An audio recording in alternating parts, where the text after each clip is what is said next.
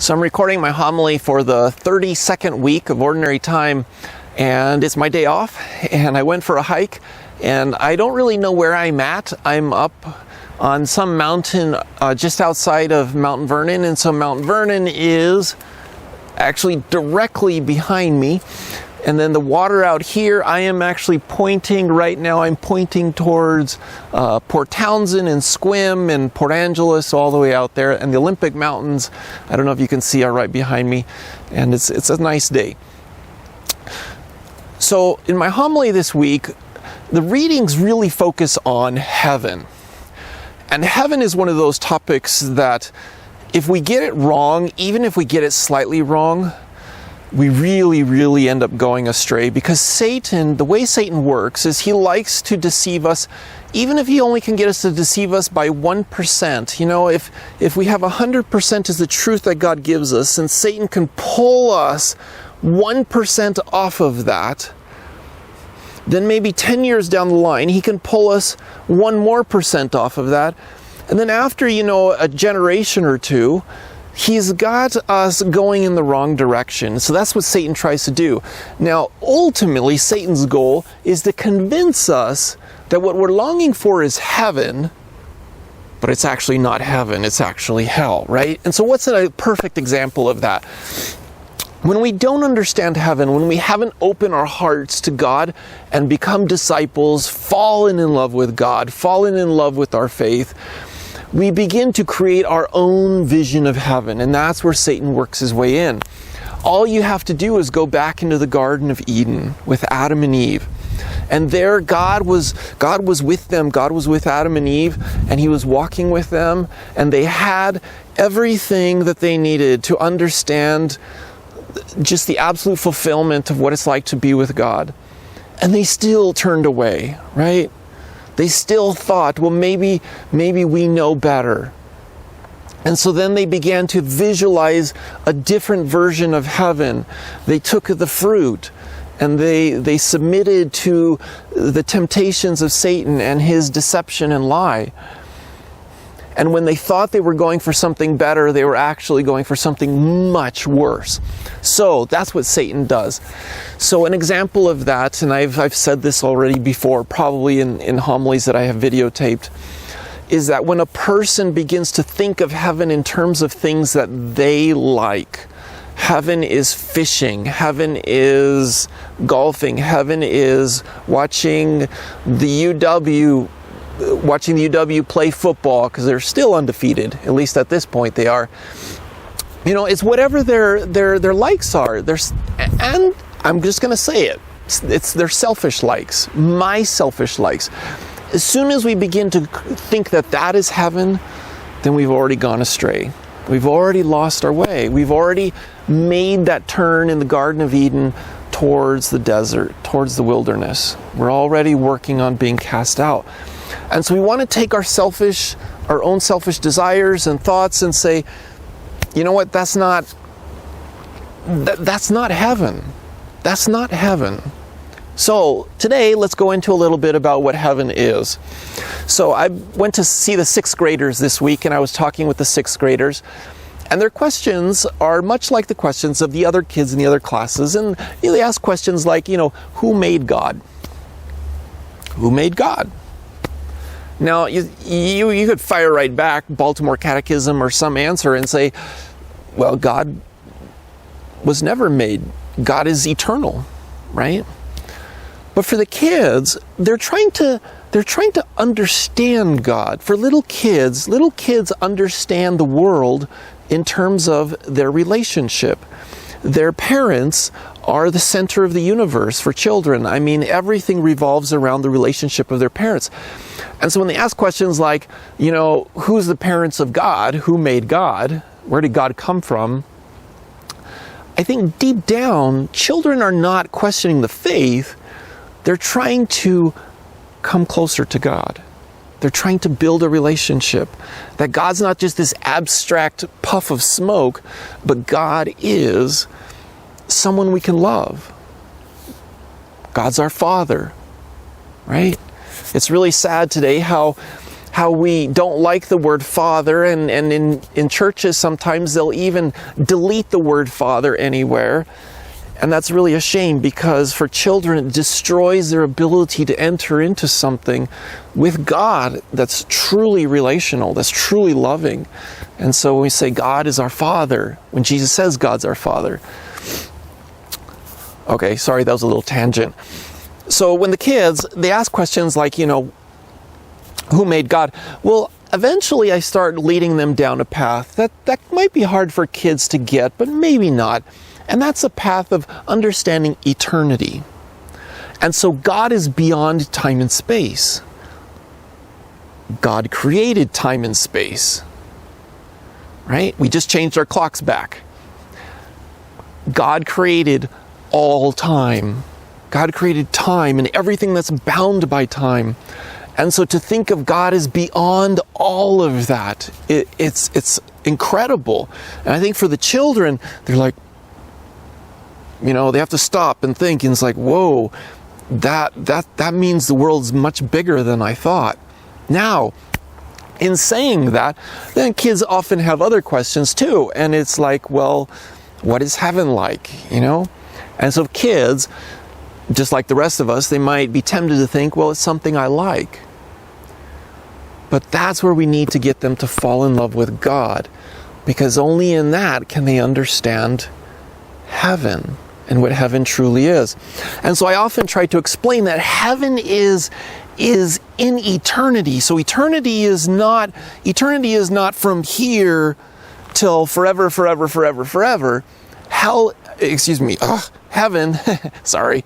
Heaven is everything that happened in the past, everything that's going to happen in the future, everything right now, and it's all one. Again, it's beyond time and space. It's all here.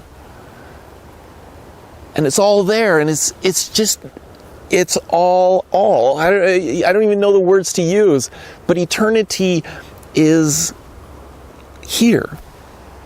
Now, in saying that, coming to a deeper understanding of eternity is saying God invites us into that. God invites us for eternity, for all eternity, for everything that He has done. Especially you go back 2,000 years when Jesus walked on the earth, and everything that He did in that time, everything He did with His apostles, all the miracles that He worked, everything is bound up into eternity. Everyone that He saves, every person that He has redeemed, all of that is one in eternity. And we get to enter into that in heaven. Now, kids, I don't know if that really helps them. Their eyes just kind of glaze over. Especially when I start telling them that the fullest expression of our opportunity to participate in eternity here on earth is in the Mass. I mean, you think about it, in the Mass, God represents eternity right there in the church. He brings it all down right in that moment in the Mass, and we participate fully in it. And, for kids, it's like, well, that sounds kind of neat, but, Father, are you trying to tell me that heaven is like being in Mass for all eternity? That doesn't always sound so attractive to the kids. So anyways, let's go a little bit deeper, all right? So we're trying to get heaven. Let's go deeper. Let's definitely go beyond any selfish understanding of heaven.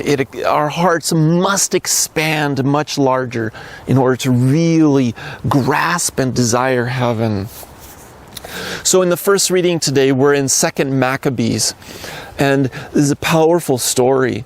And I have to be honest, there are very few stories in the Bible for me that are as powerful as this one, at least emotionally. And so you have the mother of 7 sons. Her 7 boys are with her. And this foreign occupation, this government that has come in, has basically told the Jewish people that they have to deny their faith. They have no choice. And so they're trying to persuade the people to deny their faith. And so they bring in this mother with her 7 sons. And I think they're thinking, if we can persuade these 7 sons, then we can persuade many other people, because they'll influence others. And these 7 sons are adamant that they will not buckle, they will not betray their faith. And when you're listening to the story, you have to wonder, because it doesn't seem like it's over anything really serious.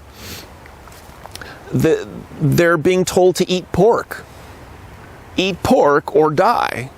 Now, for the Jewish people, they do not eat pork. It's absolutely forbidden, and for them, it's written in law by God that this is something we do not do. And so, if you're thinking, you're wondering, and you place yourself there, and you're thinking, do I eat bacon or do I die? I think I'll eat the bacon, right? It's not like that for them. This is something far more serious. I don't know if you could think of an example. It would be like somebody coming up and saying, I want you to desecrate the Eucharist or die, right? Now, we go back into the story. These sons will not give in. They will not betray their faith. And so the first son is killed. And then the second son is killed. And the people who are doing this, they keep looking back at the mother because they want the mother to try to convince her sons to give in. And the sons won't do it. Because this has nothing to do with pork. This has to do with faithfulness. This has to do with everything that they were taught growing up. That there is something so precious that they're longing for. That there is heaven. And that anyone that would try and get them to turn their back on heaven, they would never do it. Now they begin again, and they keep going through, and they kill the next son. And they kill the next son. Can you imagine being the mother?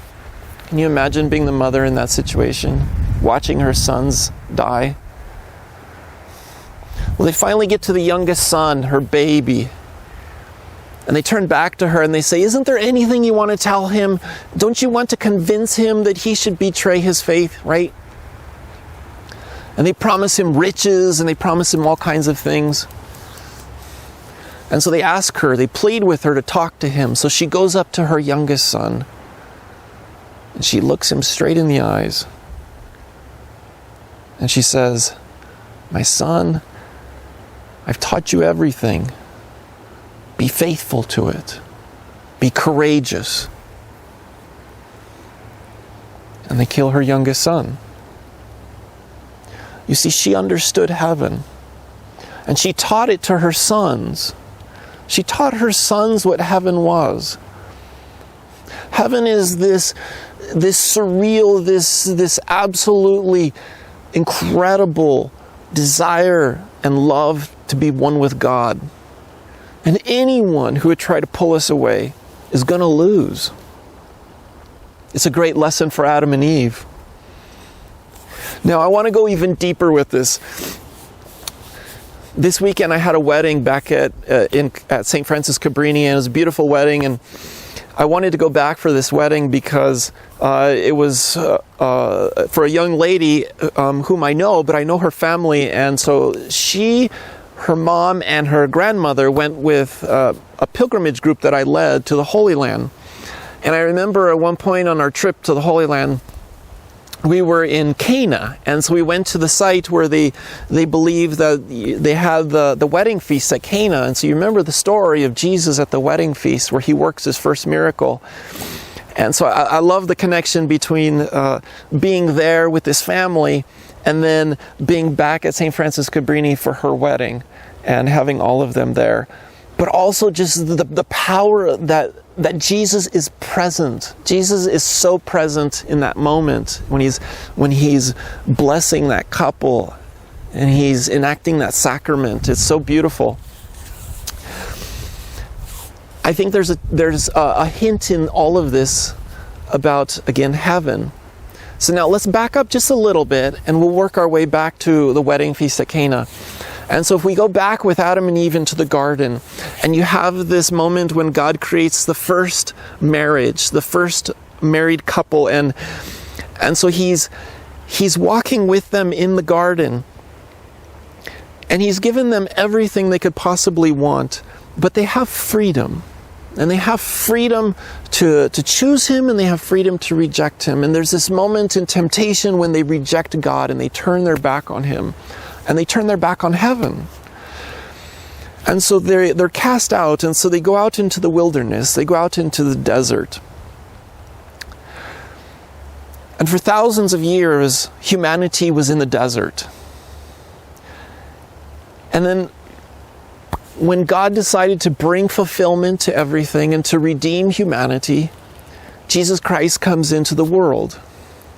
And as an adult, you remember the very first moments of Jesus as an adult, he's going down to the Jordan River. Now the Jordan River is a desert, it is wilderness, and it's dirty and muddy and it's kind of ugly. But there's a couple places, especially right by the mouth of the Sea of Galilee, where the Jordan River actually is quite beautiful. And there's lots of vegetation. And I remember when we were there, it seemed like a garden. It seemed like a beautiful, beautiful, peaceful place.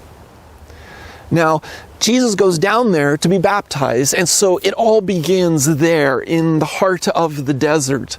But you almost get a sense that he's bringing back heaven. He's bringing back the Garden of Eden as a prefiguration of heaven.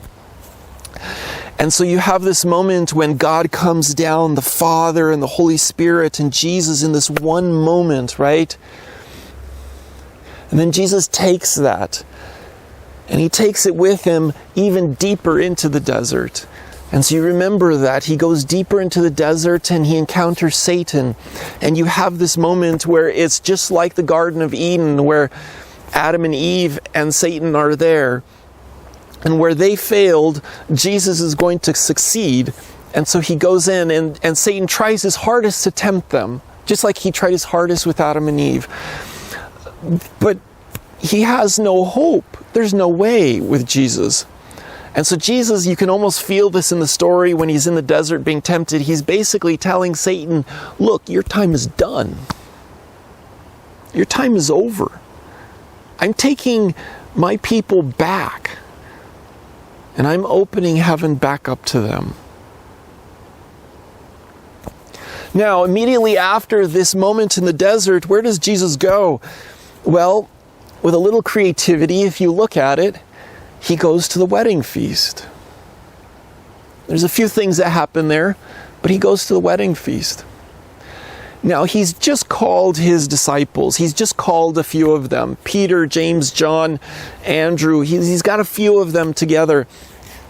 And I'm going to ad-lib a little bit, but I almost imagine them being at the wedding feast and they're sitting at a back table. And Jesus is talking to them and he's giving them, a very serious discussion. He's teaching them the faith. And you can almost imagine him saying, all right, Peter, remember the 2 commandments. Right? Get these into you. Have them tattooed on your soul, because this is going to be the heart of everything. Love God with all your heart, mind, soul, strength. Love your neighbor as yourself. In order to do this, you're going to have to give up everything, because I'm going to lead you down a path that you're going to have to follow me 100%. You're going to have to be faithful all the way. That's the only way this is all going to work. So you can imagine Jesus sitting at a table with them going through this, and he's very intense in it. And the disciples are like, whoa, this is a lot to take in. And then Mary starts pulling on him, right? Mary's like, Jesus, come on. There's something going on. And now this is the only time you're ever going to have Jesus almost talk back to his mother, right? And he's like, woman, what does this have to do with me? And Mary's like, come on. There's something you need to do. They ran out of wine. And I can imagine Jesus thinking, so what? But then he looks at his disciples. He looks at what they need. What they need to understand in order to be like those 7 sons with their mother, right? And so here you have Jesus with his mother, and he has these sons that he's trying to bring in. And he wants them to have that same kind of faithfulness, that same kind of magnanimous love. And so he sees his mother showing him the right path, just like the mother showed her 7 sons the right path to heaven. So Jesus goes and he performs this first miracle, and so he takes this water and he turns it into wine. And it says in the gospel, at that moment his disciples began to believe in him. And so that's exactly what they needed to see. But that wedding feast never ended that night.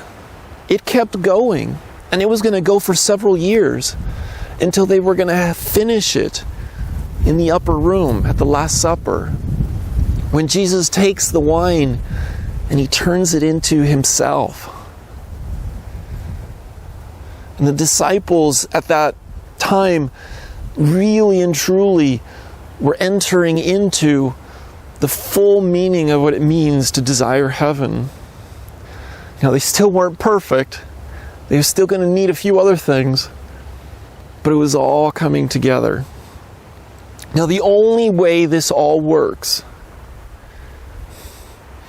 the only way it all works with us, because we are part of that. We are part of this family that Jesus is calling to heaven. The only way it works is if we truly understand that when God created all of us, out of love, he made himself vulnerable. That's the only way you can love, is if you make yourself vulnerable. God had to expose his heart completely to us. And he makes himself vulnerable, and not as God above us, but as one is equal to us. He's our brother. After one of the masses, I had somebody come up to me and said, "You know, Father, I've never been able to really accept Jesus as my brother, because he's my Lord, he's my Savior, but my brother?" They felt like we were lowering God too much. And I say, but that's the beauty of true love, is that it's not the high loving the low, but it's this mutual equality that God came down to be one of us. And he became so vulnerable. And we see that every time we look at a cross. But in that is the purest form of love.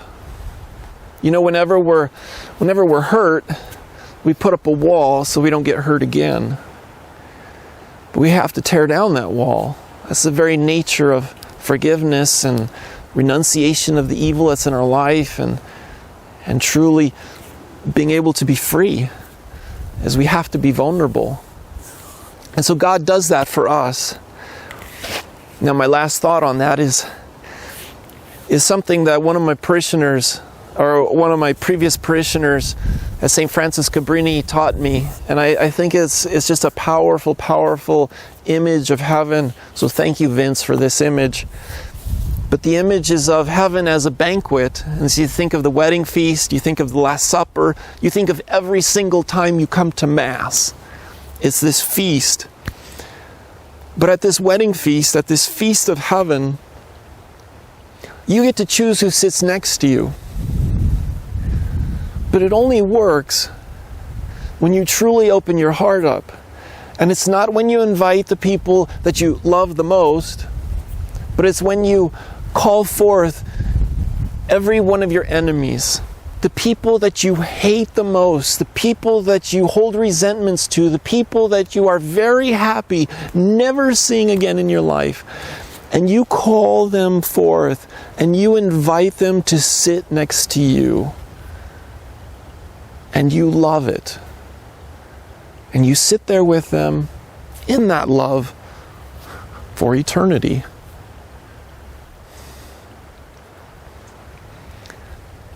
Now that's love, right? It's a powerful image. And that's what Jesus is calling us to. That's what he's desiring for us. All right, God bless.